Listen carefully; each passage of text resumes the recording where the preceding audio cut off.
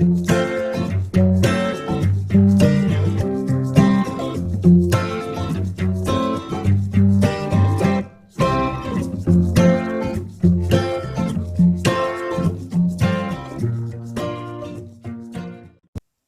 everyone, my name is Savi. Welcome back to another episode of Earthling Weight Loss. Thank you so much for tuning in again today.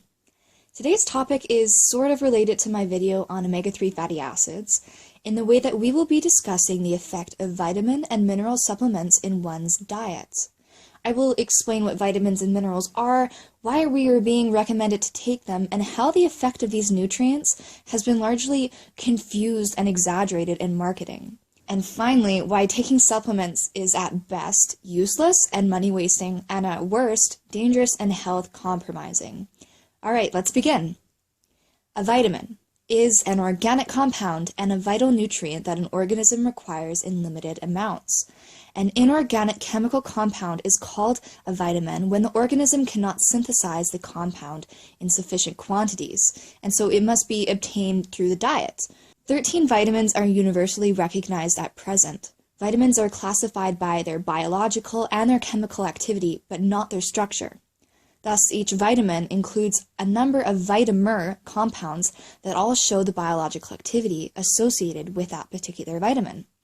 Such a set of chemicals is grouped together under an alphabetized vitamin generic descriptor title such as vitamin A, which includes the compounds retinal, retinol, and 4 known carotenoids.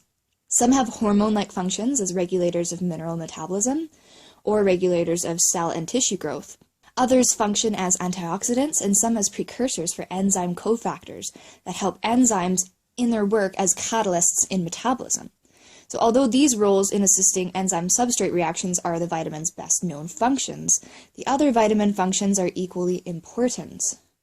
Like vitamins, minerals are substances found in food that your body needs for growth and health. There are 2 kinds of minerals, macro minerals and trace minerals. Macro minerals are minerals your body needs in larger amounts. They include calcium, phosphorus, magnesium, sodium, potassium, and chloride. Your body needs just small amounts of trace minerals, and these include iron, copper, iodine, zinc, fluoride, and selenium. Since the middle of the 20th century, supplements have been produced as inexpensive semi-synthetic and synthetic source food supplements and additives. The idea that extracts of certain foods could prevent and even cure some diseases generated widespread excitement. It was discovered that vitamin C could cure scurvy, thiamine, which is vitamin B1, could cure beriberi, and niacin could cure pellagra. This sent out a loud message to people that specific nutrients in foods could be manipulated to have an even greater health effect in isolation. This is one of the main reasons why people forgot about the nutritional power of whole foods. Micronutrient supplementation also became a quick fix to the stripping nature of food processing. Food fortification, as it is known as, is the addition of vitamins and minerals to foods. The Food and Drug Regulations allow food fortification to 1. Place nutrients lost in the manufacturing process. 2. Act as a public health intervention. 3. Ensure the nutritional equivalence of substitute foods. Or 4. Ensure the appropriate vitamin and mineral nutrient composition of foods for special dietary purposes. So it may be purely commercial choice to provide extra nutrients to food, so it's just sort of an incentive to get customers to buy a product, while other times it's actually a public health policy which aims to reduce the number of people with dietary deficiencies within a population. In 2005, Health Canada proposed new food fortification regulations. Some examples are as follows. Milk is often fortified with vitamins A and D. Cereals are often fortified with B vitamins and folic acid. Salt is fortified with iodine. Bread is often fortified with folic acid. And fiber is often added to bread. The most common desire of those who take supplements is to improve overall health. It is deemed almost primary prevention, the belief that we're just filling in the gaps in our diet. Others may believe that if vitamins are good, then more vitamins must be better. No example is more appropriate than the good old multivitamin. According to a survey by the National Institutes of Health, nearly a third of Americans take multivitamins regularly. Dietary supplements are a billion-dollar industry in the United States, and multivitamins account for nearly half of all vitamin sales, according to the U.S. Office of Dietary Supplements. Supporters of vitamins or multivitamins will explain that the intensive nature of agriculture, just like the fast-growing crops and the food processing, means our food is significantly lower in minerals and vitamins than it used to be. Meanwhile, high-speed lifestyles and availability of pre-made meals and coffee is not exactly a recipe for nutritional balance. Drinks like black tea and coffee can reduce mineral absorption, and fizzy and flavored drinks contain almost no vitamins. Because of these conditions, it appears necessary to people to get the nutrients they are missing out on from non-dietary sources. But here's the big but. Are vitamins and mineral supplements the answer to poor eating habits? No way. No way, no way. In nature, vitamins come packaged with many other molecules, including minerals and cofactors and billions of other chemicals in that whole food. What makes an orange healthy? I can assure you that although vitamin C probably comes to mind, it is not the sole nutrient responsible for an orange's benefit to your health. Routine multivitamin supplementation doesn't offer any meaningful health benefits. We are collectively throwing away billions of dollars into supplements, being unfortunately foolish and thinking that it is doing us any good. Please remember that whole foods provide many bioactive compounds and dietary fiber that aren't found in supplements, and some supplements don't even allow for full absorption of those vitamins. For example, if taken on an empty stomach without any food, some of the fat-soluble vitamins will not even be absorbed. And since synthetic vitamins are isolated and are not always recognized by your body, they sometimes are not even used and just excreted in your urine or stored in fat. In addition, synthetic vitamins may produce harmful side effects. The synthetic version of vitamin A, retinol palmitate, for example, is significantly more toxic than the natural form. In those who are otherwise healthy, there is no evidence that supplements have any benefit with respect to cancer or heart disease. Vitamin A and E supplements not only provide no health benefits for generally healthy people, but they may increase mortality. The U.S. Preventative Services Task Force report issued a review titled Vitamin and Mineral Supplements in the Primary Prevention of Cardiovascular Disease and Cancer. So, the intent of this report was to examine the effect of supplementation on the two major killers in our society, cardiovascular disease and cancer.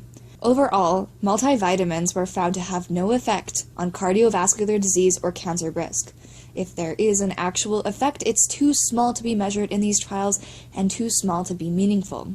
Individual supplements also lacked sound evidence. There was no evidence of harm or benefit from vitamins A, C, D, folic acid, calcium, or selenium. There was more data with beta-carotene, enough to demonstrate that it clearly had no meaningful effects except in high-risk groups, where it is associated with an increase in cancer risk. The evidence for vitamin E was also clear. There are no beneficial effects. Multivitamins also have no established role to play in the prevention of cardiovascular disease and cancer. Next is the SELECT trial, the Selenium and Vitamin E Cancer Prevention Trial, and it was designed to determine the long-range effects of selenium and vitamin E supplements on prostate cancer. Previous studies had hinted that both of these substances might offer protection against prostate cancer, but the trial found a 17% increase in the risk of developing prostate cancer in men who took 400 units of vitamin E daily, and no protection against developing prostate cancer from selenium. I strongly disagree with the substitution of abundant nutrition with vitamin and mineral supplementation. These two approaches do not equate. They are in no way equal. Some of these supplements have been shown to increase disease risk, exactly the opposite of the positive benefits they claim to have for your health. I strongly believe that nutrient supplements are just an extension of the drug and pharmaceutical industry. It seems to me like people pay for these supplements before they have disease in effort to prevent it, and since they don't work and their diet is so crappy, they succumb to disease and buy even more supplements to try to reverse or improve it. Finally, their disease progresses and they are forced to put even more money into this industry to get pharmaceutical drugs. It is a huge waste of money that will lead you to disease and death if proper diet is not implemented. This is the honest reality. That said, Is there an appropriate scenario that vitamins and minerals should be recommended? Of course, yes. If you have undergone a blood test and you have found that you are deficient in a vitamin or mineral, these are the steps that you should follow. First of all, analyze your current diet. Do you consume a variety of fruits, vegetables, starches, and legumes? Remember that plant sources of vitamins and minerals are superior to animal sources because they do not come with the negative tag-alongs like saturated fat and cholesterol. With plants, instead, the tag-alongs are water, soluble and insoluble fiber. They are rich in carbohydrates and low in fat, all qualities that will contribute to weight loss, if that is a goal of yours, and most importantly, long-term health. After analyzing your diet, spot the holes and make conscious decisions in attempt to alleviate the deficiency through food. Instead of panicking right away and running to the drugstore to buy vitamins of questionable efficacy, just relax. Look up online what plant sources can provide you with that nutrient. Continue to eat a variety of plant foods, and as a general rule for overall health, get plenty of sleep and drink lots of water. After a month or so, get your levels rechecked. If they are still below what is normal, then you may consider supplementation. But before you do, please reflect on why this deficiency occurred. It is not wise to start taking a vitamin and thinking that you can go back to eating the crap you were eating before. You should understand that some vitamins many people are low on, just simply because where we live in the world, our skin color, and of course agricultural processing. I'm not going to suggest what vitamins and minerals you should pay specific attention to, but I would just like to assure you that vitamin deficiencies are not a huge health problem if noticed and addressed. It can take weeks, months, and even years to deplete the stores of certain vitamins in our body. So don't sweat it. Also, do not take a multivitamin. As I discussed, unless you are deficient, there is no point in wasting your money taking levels that are just going to be flushed out in your urine. Taking vitamins is not preventative medicine. It has not been shown to prevent any disease. What has been associated with lower disease risk is a diet based around whole plant foods. For more information on this type of eating, feel welcome to check out my other videos on this topic. If you got anything out of this video, please remember to like and share. It is very important to me to get this accurate information out to people who are trying to improve their health status. If you haven't already, you can subscribe to my channel here on YouTube. I do videos on science topics like this one, health-related pop culture, and some random stuff too. Thank you for tuning in again today, guys. Have an abundant day, Earthlings, and see you next video. Bye.